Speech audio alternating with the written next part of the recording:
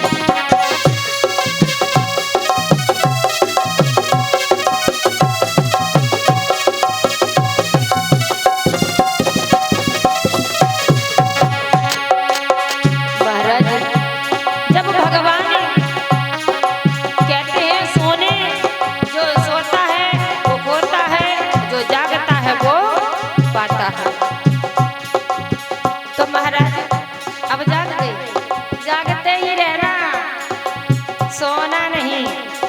नहीं तो अंत में क्या कहोगे कि देखो हम तो निर्धन हो गए, हमारे पड़ोसी भैया हमारे लला प्रदीप बड़े धनवान हो गए हैं। अंत में मत पछताइयो। और क्या कहना है कवि का,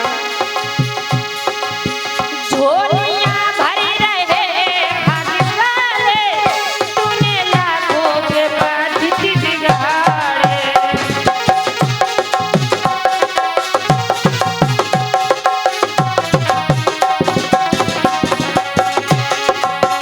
झोलियां भरी रहे भाग्य वाले, तूने लाखों के बाधित बिगाड़े। और कहना है, आलसी सो रहा सब कुछ तुमको रहा, बनिया भागा, साथी सारे जगे तू न जागा।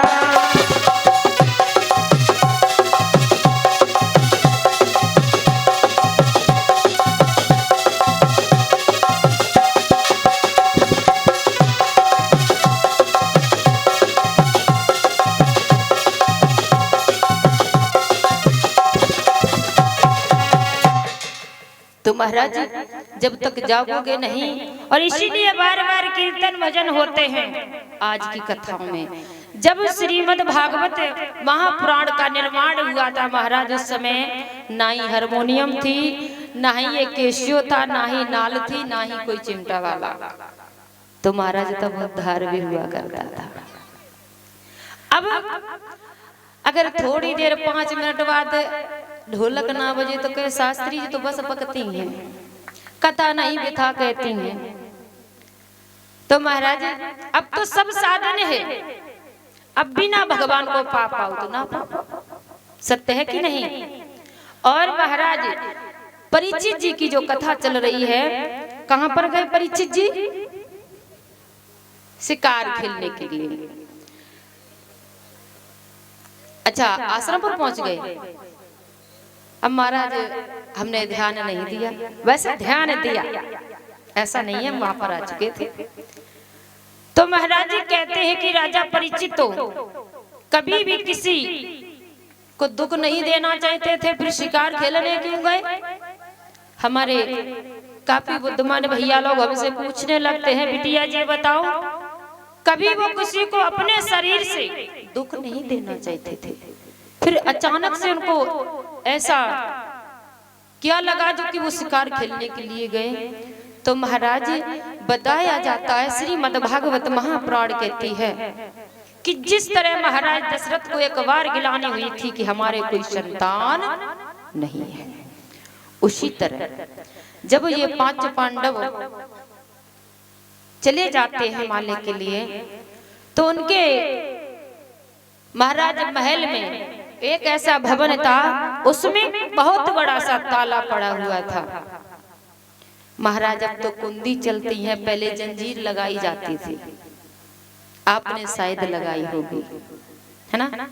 तो महाराज और उसके चौखट पर दहलीज पर लिखा था कि इसको कभी ना खोला जाए। पर महाराज जिस चीज को मने कर दिया जाए उस पर मन बार बार टकराता है। तो वही परीक्षित जी ने किया। मुझे लगता है इस भवन में हमारे पूर्वजों ने कुछ अवश्य ही हमारे लिए कुछ छिपा करके रखा होगा। नहीं मन माना, गए, उन्होंने दरवाजा खोला, पूरा भवन खाली, एक संदूक मिला। संदूक यानी कि बक्सा, समझते? हाँ। तो उसमें भी यही लिखा किसको ना खोला जाए। महाराज वो भी खोल दिया। आज जब वो भी खोल दिया तो उन्होंने देखा कि बहुत सुंदर मुकुट रखा था। जैसे कि अभी हमारे पंडित जी ने आपको बतलाया था कि राजन परीक्षित ने कलयुग को स्थान दिए, उसमें सोने में भी वास दिया था। कौन से सोने में? नहीं तो हमारी माता बहने झुमकी मुकी पहने हो, यूं फेंक दो, अगर फेंक दो इधर, फेंक इधर, मत फेंकी। हाँ, ये तो पूछ नहीं होगी, पूछ लेते कि कौन से सोने में, लला नींद वाले में कि जो पहने जेवर उसमें नहीं, उसमें नहीं। ये उस सोने की बात है जो कि हम किसी पर छीनते हैं, चोरी करके अपने घर लाते हैं। तो महाराज जो मुकुट था वो महाराज जरासंध का मुकुट था। जिस समय भगवान कन्हैया और जरासंध का युद्ध हो रहा था, उस समय धर्मराज युधिष्ठिर ने वो मुकुट छीन लिया था और वो छीन करके अपने घर ला करके संदूक में बंद करके रख दिया था। जब उनको ज्ञान हुआ कि ये तो एक पाप की कमाई है, इसको हाथ नहीं लगाना चाहिए, तो महाराज वही मुकुट जब धारण किया तो कलयुग को साधन मिल गया कि इससे अच्छा स्थान हमारे लिए कोई नहीं है। तभी जब उन्होंने वो मुकुट पहना, सिर पर धारण किया, उसी समय उनकी उमंग उलट पुलट हो गई। महाराज जो सबकी रक्षा करने वाले, भला वो जानवर को मार के क्या करेंगे, चल दिए। अब समझ में आया कि शिकार खेलने क्यों गए। ये सब कौन करवा रहा है? कलयुग। तो कलयुग बहुत ज्यादा बढ़ रहा है। तो जब इधर समीक ऋषि जी तपस्या कर रहे थे और वो प्यास के कारण उनके आश्रम पर पहुंचे, महाराज कथा यही थी।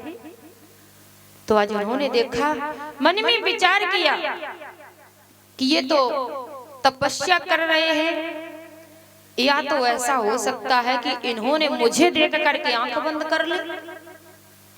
दो कारण। अब महाराज कहने लगे प्यास तो बहुत तेज है। तो महाराज आज महाराज परीक्षित ने एक बाण निकाला और महाराज उनके आश्रम के पास में एक मरा हुआ तक्षक पड़ा था, वही बाण से उठाया और ऋषि के गले में डाल दिया। इधर उनके जो शिष्य थे उन्होंने देखा, विचार किया, बहुत बड़ा अपमान किया। इधर महाराज जब डाल करके वो घोड़े पर सवार होकर के अपने महलों में पहुंचे, जैसे ही उस मुकुट को उतारा, महाराज उनको बहुत पछतावा हुआ। पर कहते हैं महाराज जो होना था वो हो गया। इधर उसी समय एक शिष्य इधर अलकनंदा गंगा जी पर श्रृंगी ऋषि स्नान कर रहे थे, वहां पर बताया। तो आज क्रोध में आकर के श्रृंगी ऋषि में हाथ में जल लिया, श्राप दे दिया कि हे राजन परीक्षित, जिस सर्प को मरा हुआ तुम हमारे पिताजी के गले में डाल करके गए हो, मैं तुम्हें श्राप देता हूँ, 7वें दिन यही तक्षक नाग तुम्हें डसेगा।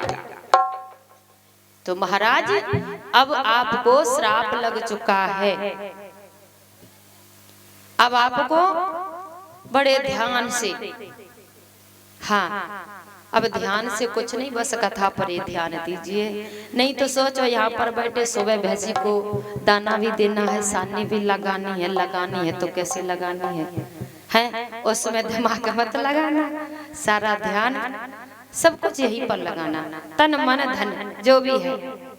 हाँ, बोलिए गोविंद भगवान की, बोलिए सच्चे दरबार की।